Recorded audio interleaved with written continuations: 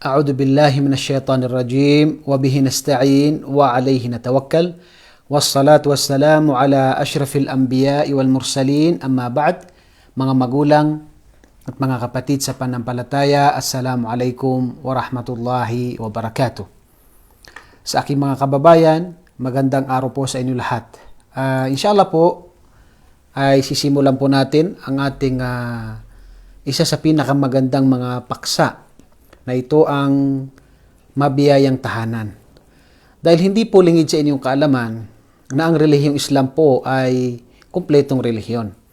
At halos lahat po tayo ay may mga pamilya at nangangarap po na maging mabiyaya ang ating mga tahanan, maging masaya ang ating mga tahanan. At halos lahat tayo ay yan na pinakasimpleng pangarap na minsan ay hindi natin ito maramdaman. At dahil dito, inshallah, gagawin nating series. Kaya po abangan natin ang iba pang mga video, inshallah. At sisikapin po natin sa abot ng ating makakaya na tayo ay makapagbigay ng payo sa bawat isa. Dahil ang pagbibigay ng payo sa bawat isa ay ito po ay kasama sa mga magagandang turo ng relihiyong Islam. So ang pinakaunang pinapayuhan ko po dito ay ang aking sarili. Dahil ako din po ay nangangailangan katulad ninyo ng mabiyaya at tinatawag na masayang tahanan. So ngayon po inshallah ang episode natin, sa unang episode natin ay ano ba yung mga magagandang maipapayo natin sa bawat isa upang maging masaya, upang maging mabiyaya ang ating mga tahanan. So ngayong araw po inshallah, ang ating paksa ay ang pagtutulungan ng dalawang mag-asawa sa kabutihan o pagsunod kay Allah subhanahu wa ta'ala. Dahil hindi pwedeng maging maganda ang pamumuhay ng dalawang mag-asawa kasama ng kanilang mga pamilya at maging mabiyaya, maging masaya ang kanilang pamumuhay kung sila ay malayo kay Allah subhanahu wa ta'ala. Kaya ang pinakauna na kapag tayo ay mag-asawa, nabanggit sa ibang hadith o ito ay tinatawag na maaring ito ay mahinang hadith, pero ito ay ang kaniyang kahulugan ay tama na man ja'akum man tardawna dinahu wa khuluquhu fazawiju. Sino man ang dumating sa inyo na nalulugod kayo sa kanyang relihiyon at ganun din sa kanyang pag-uugali, ay tanggapin nyo ang kanyang pag-aasawa. Ibig sabihin, ipakasal nyo siya. At dito makikita natin kung gaano kahalaga yung relihiyon, yung pagsamba sa nag-iisang tagapaglikha. Dahil tayo na mga nilikha, tayo ay nilikha ng Allah subhanahu wa ta'ala para tayo sumamba. Sinabi ng Allah, وَمَا خَلَقْتُ الْجِنَّ وَالْإِنسَ إِلَّا لِيَعْبُدُونَ. Walang dahilan ng pagkalikha sa tao at sa mga jin maliban sa sila ay sumamba lamang sa nag-iisang tagapaglikha. So yun po ang misyon natin. Hindi po ibig sabihin na tayo ay titira sa mga masjid, pero isabuhay natin ang turo ng Islam bilang pagsamba kay Allah subhanahu wa ta'ala. At ito yung pagtutulungan, ito yung pinakamaganda sa relasyon ng mag-asawa upang maging mabiyaya ang kanilang pagsasama, ang kanilang tahanan, maging masaya ang kanilang tahanan, ay sila ay magtulungan sa pagsunod kay Allah subhanahu wa ta'ala. Sinabi po ng Allah sa Banal Quran sa Suratul Ma'idah, وَتَعَاوَنُوا عَلَى الْبِرِّ وَالتَّقْوَى وَلَا تَعَاوَنُوا عَلَى الْإِثْمِ وَالْعُدْوَانِ. Huwag kayong, sinabi ng Allah subhanahu wa ta'ala, kayo ay magtulungan sa kabutihan at huwag kayo magtulungan, kayo ay magtulungan sa kabutihan at pagkatakot kay Allah at huwag kayong magtulungan sa mga kasalanan na ito ay pinagbabawal ng Allah subhanahu wa ta'ala. Dito makikita natin, tinuturuan tayo ng Allah subhanahu wa ta'ala sa bawat mag-asawa, sa bawat tinatawag ng mga pamilya, na ang pinakauna ay magtulungan sila sa mga bagay na ito ay mabubuting gawain at pagkatakot kay Allah subhanahu wa ta'ala. Alalahanin po natin ang sinabi ng Allah subhanahu wa ta'ala na palagi nating naririnig ito sa mga khutbah, sa mga ibang mga sermon ng ating mga ulama, na sinabi ng Allah, يا أيها الذين آمنوا قوا أنفسكم وأهليكم نارا وقودها الناس والحجارة عليها ملائكة غلاد شداد لا يعصون الله ما أمرهم ويفعلون ما يؤمرون. Surah At-Tahrim, sinabi ng Allah, o kayong mga mananampalataya. Sino ang tinawag dito? Ang mga mananampalataya. Na sinabi ng Allah, qu anfusakum, iligtas nyo ang inyong mga sarili. So dito, inutusan tayo na iligtas natin ang ating mga sarili. Pagkatapos ay wa ahlikum nara, at ang inyong mga pamilya sa apoy ng impyerno. Kaya tayo ay magtulungan. Napakahirap na mahal mo ang yung asawa ang yung tinatawag na pinakasala mo dahil mahal mo ito at ikaw ay nagtitiis dahil mahal mo ito, pero hindi kayo nagtutulungan sa pagsamba kay Allah subhanahu wa ta'ala at sa kasama mabubuting gawain. So, pinakaunang dapat gawin ng isang mananampalataya, ang dalawang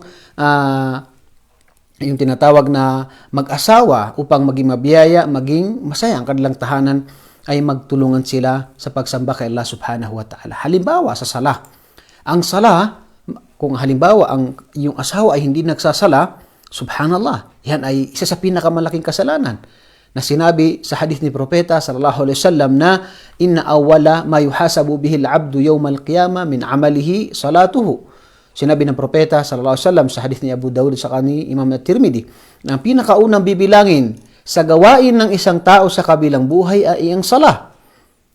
Kung ito ay magtagumpay, ay magtatagumpay ang kanyang ibang mga gawain. Pero kung ito ay tinatawag na hindi magtagumpay, ay tunay na hindi magtatagumpay ang kanyang ibang mga gawain. Hindi titingnan ng Allah subhanahu wa ta'ala ang ibang mga gawain ng tao dahil ito ay haligi ng Islam. Parang pinutol ng tao ang kanyang koneksyon kay Allah subhanahu wa ta'ala. Kaya sa mga magulang, kaya dapat ang pinakaunang tatanong natin, kapag mayroong mag-aasawa sa anak natin, yan ba ay nagsasala? Dahil kapag yan ay hindi nagsasala, paano sasabihin niya na magiging mabuti ang taong ito sa iyong anak kung mismo sa kanyang tagapaglikha ay hindi siya naging mabuti? Ang sala na unang inutos ng Allah subhanahu wa ta'ala, iniiwan niya. Hindi natin hahanapin, ano ba yung natapos niya? Ano ba yung meron siya? Anong kayamanan niya? Ang pinakadapat tingnan natin ay yung sala. Dahil ito yung kaligtasan. Dahil kapag hindi nagsasala ang lalaking ito, maaaring ang yung anak na nagsasala ay maapektuhan dahil at lahat sila ay hindi magsala. So maari yan. Subhanallah. Kaya narapat kapag ang magulang, ang mag-asawa sa kanyang anak, itanong ang pinakauna o yung papakasalan ng tinatawag na ng kanyang anak. Yan ba ay nagsasala? Pinapangalagaan niya ang sala. Dahil ang sala ay ito yung koneksyon mo kay Allah subhanahu wa ta'ala. Marami na ang tinatawag na mag-asawa, hindi nagsasala yung babae o kaya yung lalaki. So ang pinakauna na dapat upang maging mabiyaya, maging masaya ang ating tahanan, ay sabay tayong nagdarasal. Sabay tayong sumasamba kay Allah subhanahu wa ta'ala. Ang sala ang pinakamahalaga sa isang mananampalataya. Kaya narapat lamang na ang pinakaunang pagpapayuhan ng dalawang mag-asawa upang mabiyaya, masaya ang kanilang tahanan ay ito yung pagsamba kay Allah at lalong-lalo na itong sala na hindi maaaring iwan ng isang mananampalataya. Pakinggan natin itong isang hadith na sinabi ng Propeta sallallahu alaihi wasallam, rahimallahu rajulan qama minal layli fasalla wa ayqadha imra'atahu. Nanalangin ng Allah subhanahu wa ta'ala sa isang lalaki na siya ay gumising sa gabi at ginising niya ang kanyang asawa. At kung tumanggi ang kanyang asawa, ay kukuha siya ng tubig na maliit sa kanyang kamay at ilalagay niya sa mukha ng asawa niya bilang pag-encouragement para magising din at sila ay magsala ng sabay para kay Allah subhanahu wa ta'ala. So dito makikita natin, katulad din ng babae, na siya ay nagising at ginising niya ang kanyang asawa para magsala ng qiyamul layl. Subhanallah. So dito makikita natin, sino ang nanalangin sa kanila? Ang Propeta sallallahu alaihi wasallam. Nanalangin ng habag at awa kay Allah subhanahu wa ta'ala sa mga tao na ginagawa nila ang ganitong pagsamba. Qiyamul layl, pagsasala sa gabi, kahit 2 rak'a lamang. Ito yung tinatawag na qiyamul layl.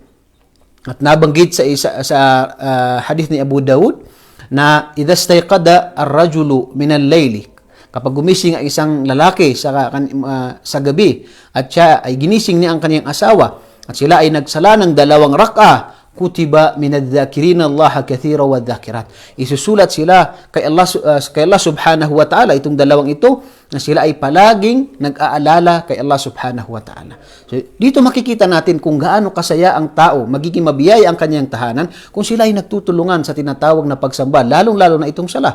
Kung ito nga yung qiyamul layl, paano pa kaya yung obligadong sala? Obligadong sala. Kaya kung halimbawa, ang asawa ay palagi may iniiwan na ibang sala, payuhan natin. Payuhan natin na kumpletuhin niya ang buong ang sala. Dahil ito ang koneksyon ng tao sa kanyang tagapaglikha. Payuhan natin, huwag tayong mawala ng pag-asa. Payuhan natin ang ating asawa sa pagsamba at pagdarasal kay Allah subhanahu wa ta'ala. Ganun din halimbawa sa pagbibigay ng sadaka. Pagbibigay ng sadaka, hindi yung tinatawag na kuripot ang isang tao. Subhanallah, ang kayamanan natin, wala itong tinatawag na walang matitira sa atin dito sa kabilang buhay, sa ating libingan, maliban sa mga iginugol natin para kay Allah subhanahu wa ta'ala. Kaya magpayuhan tayo. Payuhan natin ang asawa natin na magbigay ng sadaka. Kung nakikita mo na napaka tinatawag na kuripot ng asawa, hindi mababawas sa kayamanan ang sadaka, bagkus ito ay magiging dahilan na magiging biyaya ang kayamanan ng tao kapag siya ay nagbibigay ng sadaka para kay Allah subhanahu wa ta'ala. At ganun din ang pagmamahal sa magulang. Isa sa sinabi ng Allah sa Banal Quran, وَقَضَى رَبُّكَ أَلَّا تَعْبُدُوا إِلَّا إِيَّاهُ وَبِالْوَالِدَيْنِ إِحْسَانًا. Ang pinakaunang inutos ng Allah ay sambahin mo siya na nag-iisa at maging mabuti ka sa iyong mga magulang. Maraming iba na yung babae na pinuputol niya yung koneksyon ng kanyang asawa sa kanyang magulang. Ayaw niyang tumatawag, ayaw niyang nagpapadala. Subhanallah. Yan ay tinatawag na pagtutulungan sa tinatawag na mga bagay na hindi kalugulugod kay Allah subhanahu wa ta'ala. Bagkus kapag napansin mo ang iyong asawa na hindi tumatawag, hindi kinukumusta, o hindi nagpapadala, sabihan mo. Dahil ito ay pagsamba, magkakaroon ka ng tinatawag na biyaya kay Allah subhanahu wa ta'ala sa bagay na ito. Yung pagmamahal sa iyong mga yung biyanan. Subhanallah. Ito ay tinatawag na para kayo nagpalit ng magulang. Kung ang magulang mo ang tinatawag na gawin doon, maaaring hindi ka papayag sa sama loob mo. Pero ayaw mo ng asawa mo ay nagiging mabuti sa kanyang mga magulang. Yan ang isa sa pinakadakilang pagsamba kay Allah subhanahu wa ta'ala. Kaya dapat ay magtulungan sa pagmamahal sa magulang. Ipakita mo sa kanya, sa iyong asawa, na ito ay dakilang pagsamba. Nagtutulungan tayo. Na tinatawag sa ganitong mga pagsamba na dakila kay Allah subhanahu wa ta'ala. Halimbawa sa pagbabasa ng Quran. Ilang beses ka na nagbasa ng Quran, kapatid, sisters, at saka sa mga brothers natin. Subhanallah. Kapag tayo ay tinatawag na mag-Facebook 24 hours, walang problema, walang pagod, may charge, pwede mong pero kapag magbabasa ng Quran, kailan tayo nagpayuhan na magbasa ng Quran? Subhanallah. Yung mga Quran natin sa bahay, halos puno na ng alikabok, hindi na nababasa. Gumising tayo, mga kapatid. Yun ay tinatawag na dapat magpayuhan tayo sa bawat isa. Lahat tayo ay may pagkukulang, pero magpapayuhan tayo sa bawat isa, sa tamang pamamaraan. Payuhan natin ang asawa natin. Bigyan mo ang oras ang Quran. Hindi lang sa panonood ng mga Korean, panonood ng mga series. Bigyan mo ang oras ang Quran. At dapat ikaw ang pinakauna nakikita ng asawa mo, nagbabasa ng Quran. Ganun din sa tinatawag na mga sunnah ng after ng salah. Bago mag-fajr, payuhan mo asawa mo. Hindi yung gigising siya pag may araw na. Tapos, pagkatapos ng salah, hindi na magsusunna. Sunna ito, mainam ito, na dapat nating isinasabuhay. At ganun din yung tinatawag na adkar, pagkatapos ng salah. Hindi na diretso cellphone, o diretso may gagawin, pero hindi na inaalala ang Allah subhanahu wa ta'ala. So tayo ay magpapayuhan. Payuhan natin ang asawa natin upang maging maramdaman natin yung biyaya at kasiyahan sa ating mga tahanan. Ganun din ang pagsasaliksik ng kaalaman. Halimbawa sa Suratul Fatiha. Kung hindi nababasa na maayos ang asawa mo sa Suratul Fatiha, kailangan mo itong turuan, obligado sa iyo. Dahil sinabi sa ibang hadith na la salata liman lam yaqra bi Fatihatil Kitab. Walang sala ang taong hindi niya binasa ang Suratul Fatiha. So, paano kaya kung hindi niya alam basahin ang Suratul Fatiha? Sino ngayon may obligasyon? Ikaw ang lalaki na alam mo, okay, ikaw babae na alam mo. Obligasyon mo na tinatawag na payuhan mo siya sa tinatawag na pagsasaliksik ng kaalam. Lalo-lalo sa mga obligasyon ng isang mananampalataya sa kanyang relihiyon. Na ito yung tinatawag na mga haligi ng tinatawag na salah. Na ito yung Suratul Fatiha. Marami, wallahi al-adim. Yung tasyahud, maraming hindi nakasaulo. Bigyan natin ito ng oras. Payuhan natin ang ating asawa. Huwag tayong mahiya. Dahil ito ay kaligtasan na pinag-uusapan dito. Paano ka tinatawag na nagiging masaya, maligaya kung ang pamumuhay mo, ang kapatid mo o asawa mo hindi nagsasala? O kaya hindi niya alam paano magsala. Tapos ikaw nagsasala. Gusto mo ng paraiso? Ang asawa mo ayaw mo ng paraiso? Dapat tayo ay tinatawag na magtulungan tungo sa tinatawag na pagsamba kay Allah para tayo maging magkasama sa paraiso ng Allah subhanahu wa ta'ala. Halimbawa sa pananamit. Ilan sa ating nakikita ang asawa niya? Lantaran ng kanyang pagtatanggal ng kanyang takip sa kanyang ulo sa Facebook, hindi niya Wallahi al-adim, napakaraming ganito. Kung ikaw ay tunay na nagmamahal sa iyong asawa, yan ay malaking kasalanan. Bakit hindi mo sabihan ang asawa mo?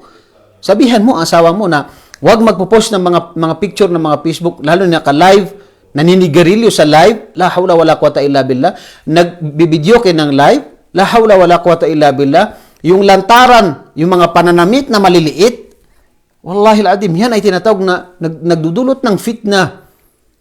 Pati yung mga magulang, sabihan ng anak, subhanallah. Sa abot ng ating makakaya, sabihan natin, lalo na yung asawa, napakarami, asawa. Proud pa yung asawa. Yan ay nagtutulungan kayo sa tinatawag na hindi kalugulugod kay Allah subhanahu wa ta'ala. Nararapat na yan ay bigyan natin ng pansin. Sino bang tatanungin? Sabi ng propeta sallallahu alaihi wasallam, kullukum ra'in wa kullukum mas'ulun an ra'iyatihi. Lahat kayo ay tatanungin sa iyong pinapangalagaan. Kapatid, ang asawa mo itatanong sa iyo yan. Hindi nagsusot ng tamang panunuot, hindi nagtatakip ng kanyang ulo, maliliit ang kanyang mga damit, na parang tinatawag na kung makita mo, hindi mo malalaman na siya isang Muslim. La hawla wala quwata illa billah. Tapos proud pa na ipopost mo, isi-share mo, magko-comment ka pa sa larawan ng pinopost ng asawa mo. La hawla wala quwata illa billah. Yan ay dapat. Paano naging masaya ang tao na siya ay nagsasala ng Jum'ah, siya ay nagsasala ng 5 beses sa isang araw, pero asawa niya nagpo-post ng mga picture niya na tinatawag na lantaran ng kasalanan ito kay Allah subhanahu wa ta'ala. Kasama sa mga tao na hindi titingnan ng Allah subhanahu wa ta'ala sa kabilang buhay. Lantaran na ginagawa ang kasalanan. La hawla wala quwata illa billah. Dapat tayo magtulungan. Gusto natin ng kabutihan sa Kanya. Kung tunay na mahal natin siya, payuhan natin siya na tinatawag na pagsunod kay Allah. Dahil paano tayo magiging masaya dito sa mundo pa lang, sa kabilang buhay? Gusto mo pa maparusahan ang asawa mo? At paparusahan ka rin dahil sa hindi ka nagbigay ng babala, hindi mo sinabihan ng asawa mo? La hawla wala quwata illa billah. Ito ang dapat na tinatawag na ghira. Dapat magkaroon ka ng tinatawag na sa puso mo, sa isipan mo, na itong bagay na ito ay hindi maganda, kaya dapat ipaliwanag mo sa asawa mo, hindi ito makakabuti. Subhanallah. At ganun din, sa mag-asawa, lalaki, babae, ay magtulungan kayo sa pagiging makatarungan. Huwag kayong mag-api. Kapag ang asawa mo ay naninirang puri, sabihin mo na ito ay kasalanan. Sinabi ng propeta sallallahu alaihi wasallam, la yadkhulul jannata namam. Hindi makakapasok sa paraiso ang isang namam, naninirang puri. Ngayon, kapag nagsisismis ang asawa, naninirang puri, alam mo na, naninirang puri ang asawa mo, tapos sabi, tama. Yan ay tinatawag na pagtutulungan sa tinatawag na hindi kalugulugod kay Allah subhanahu wa ta'ala. Narapat na ano natin ito, ang mga bagay na ito. Hindi magiging masaya ang ating pamumuhay kung lahat maging yung tinatawag na inggit ng tao, yung inggitero, inggitera, yung tinatawag na panghusga. Dapat tayo ay magpaalala sa bawat isa. Kung narinig mo ang asawa nagsabi na gano'n, sabi mo na tayo ay magkakasala sa bagay na yan, hayaan na lang natin ito. Anong masama doon? Makaiwas tayo sa kasalanan. Yung pagchismis sa kapwa, subhanallah, pigilan natin. Yung nagkakapi ang dalawa, masyaallah, pero kinain nila ang laman ng kapatid nila, yung kapitbahay nila, yun ang pinag-usapan nila sa buong araw nila, yung mga kapintasan ng kapatid, yung kapitbahay nila o sino man. Yan, hindi yan pagtutulungan sa kabutihan. Sabi ng propeta sallallahu alaihi wasallam sa kanyang hadith, man kana yu'minu billahi wal yawmil akhir falyakul khairan aw liyasmut.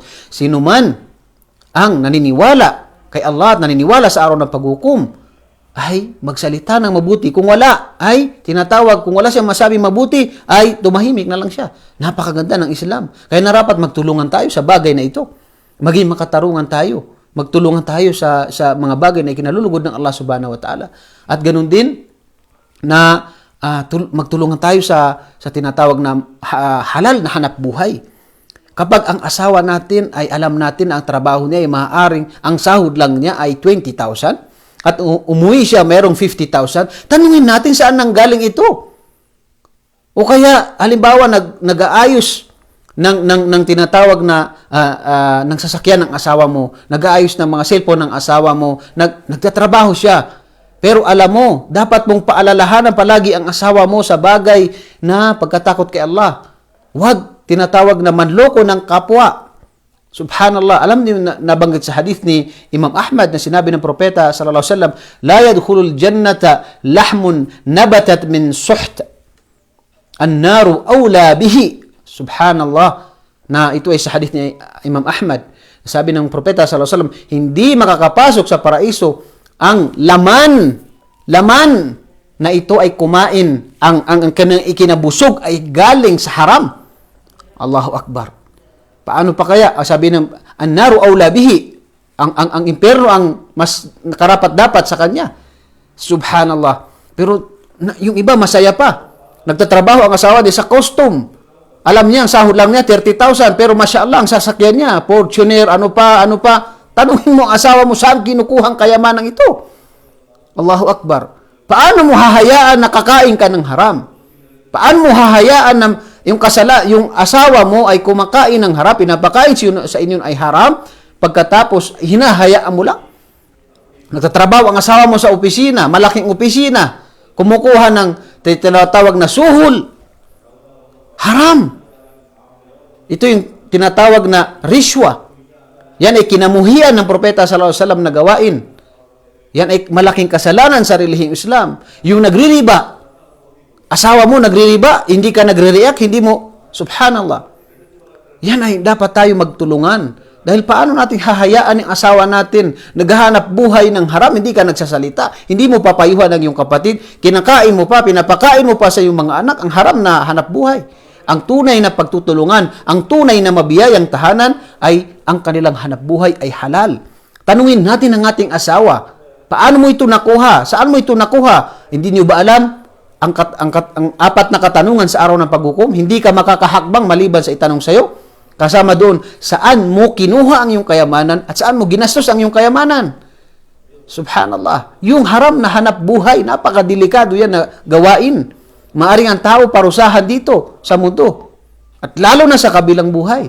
Kaya dapat ang mag-asawa, hindi maging mabihaya ang yung tahanan kung ang hanap buhay niyo ay haram. Kaya magtulungan kayo sa gawain na halal. Wallahi al-adim. Wallahi al-adim. Ang halal na hanap buhay, isa yan sa pagiging biyaya ng pamilya at yung tinatawag na masayang tahanan ng mag-asawa ay yung halal na hanap buhay. Magpapayuhan tayo dahil yan ay tinatawag na pagpapayuhan tungo sa kabutihan at pagkatakot kay Allah subhanahu wa ta'ala. Gusto mo ba sa kabilang buhay na ikay makapasok sa paraiso at ang asawa ay pinaparusahan sa araw ng paghukom? Ano ang pagmamahal yun? Kung tunay mo mahal ang iyong kapatid o tunay mo mahal ang iyong asawa, payuhan mo hanggang hindi pa huli ang lahat. Hanggang hindi pa huli ang lahat. Kaya nga, isa sa pinakanagandang narinig ko na payo ng isa sa mga sheikh natin na si Sheikh Walid As-Suaidan, Allah yahfadho, na sinabi niya na, pangalagaan mo ang iyong sarili, iwasan mo ang 2 kasalanan na ito. Ang shirk o pagtatambal at yung karapatan ng ibang tao. Ang shirk ay hindi patatawarin ng Allah kapag ang tao ay nagbalik loob kay Allah subhanahu wa ta'ala. Nakikita mo yung asawa mo, naglalagay ng agimat sa anak mo. Sabihin mo, shirk yan. Subhanallah. Gawain na yan na shirk. Mga agimat, mga ibang nag-aalay sa mga jin. Yan ay gawain shirk. Dapat iwasan. Pangalawa, yung karapatan ng ibang tao. Karapatan ng ibang tao. Utang. Subhanallah. Napakaraming tayo. Ang pinakadapat ipayo natin sa asawa natin kapag magkaroon tayo ng tinatawag na utang, wallahi al-adim, dapat una na plano natin mabayaran natin ang ating utang na ito. Bakit? Dahil malaking kasalanan ito na hindi pagbabayad sa utang. Lalo kung hindi sinasadya. Kaya sinabi sa hadith ni Propeta sallallahu alaihi wasallam, sino man ang kunin niya ang kayamanan ng tao na ang intensyon niya hindi niya babayaran ang kayamanan na ito, inutang niya, ay tulay na sisirain ng Allah. Walang biyaya ang kayamanang ito. Subhanallah. Kaya narapat na natin, yung karapatan ng ibang tao, hak ng mga tao. Lalo na kaya nga makikita natin yung tinatawag na yung pusa. Isang babae pinarusahan dahil sa pusa na hindi niya pinakain at hindi niya naman pinalaya para maganap na makain. Kung pusa yun, pinarusahan ng Allah yung babae, paano pa kaya? Kung kunin mo ang karapatan ng kapatid mo, pag-aangkin ng lupa, subhanallah, nakita mo ang asawa mo, hindi naman sa kanya yun. Hindi na, wala siyang karapatan doon, hinahayaan mo dahil gusto mo ng maraming lupa. Subhanallah. Ganun din sa mga trabaho. Ano mga trabaho na tayo ay nag-uopisina, tapos yung pagkain na, yung tinatawag natin dito na yung haram na pagkain. Kaya nga, bilang panghuli, ang hadith na sinabi ng propeta sallallahu alaihi wasallam, na sinabi ng propeta sa mga sahaba, na atadruna manil muflis, alam niyo ba kung sino ang nalugi? Sabi ng mga sahaba, ang nalugi ay yung walang kayamanan. Sinabi ng propeta sallallahu alaihi wasallam, hindi nang ibig ko sabihin. Ngunit ang ibig ko sabihin, ang nalugi ay ang mga tao na darating sila sa kabilang buhay na marami silang sala, marami silang sadaka na mga sunna, marami silang mga gawaing mabuti, pero ito ay mawawalang saysay. Bakit? Pagdating sa kabilang buhay, nakapila yung mga tao. Bakit nakapila ito mga tao? Kukunin nila yung karapatan nila sa tao na ito. Sayang yung mga sadaka, sayang yung mga sala na sunna, sayang yung mga mabuting gawain natin kung pagdating sa kabilang buhay, ibibigay lang natin sa ating mga tinatawag na ibang mga tao. Bakit? Dahil nagsalita ka ng masama sa taong ito, sinaktan mo, ikaw ay nagbintang ng masama sa tao na ito, kinuha mo ang lupa na ito, gumawa ka ng masama sa tao na ito, sinaktan mo ang tao na ito sa pamagitan ng iyong dila, sa pamagitan ng iyong salita, o sa pamagitan ng iyong kamay. Yan ay mga tao nakapila sila, kukunin nila ang kanilang karapatan. Ano yung may bibigay mo? Ang kabutihan mo ang makukuha nila.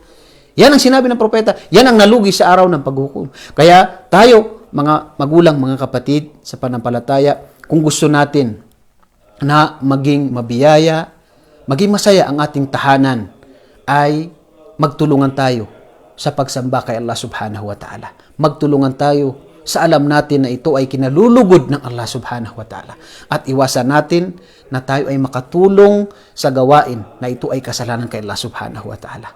Sana po ay nakapulot tayo ng aral sa araw na ito. Inshallah, gagawin po natin itong series na ito upang makatulong tayo sa ating mga sarili, sa lahat ng mga mag-asawa na gusto nila na maging mabiyaya, maging masaya ang kanilang mga tahanan. Yan naman ang gusto ng isang mananampalataya. Yan naman ang pangarap ng bawat pamilya na maging mabiyaya, maging masaya ang kanilang mga tahanan. At ang pinakaunang payo natin, ang paksa po natin sa araw na ito ay magtulungan tayo sa pagsamba, pagsunod kay Allah subhanahu wa ta'ala at iwasan natin ang anumang mga bagay na hindi kalugod-lugod kay Allah subhanahu wa ta'ala. Kung mayroon po kayong mga katanungan, pwede po kayong mag-message sa akin sa ating inbox, inshallah.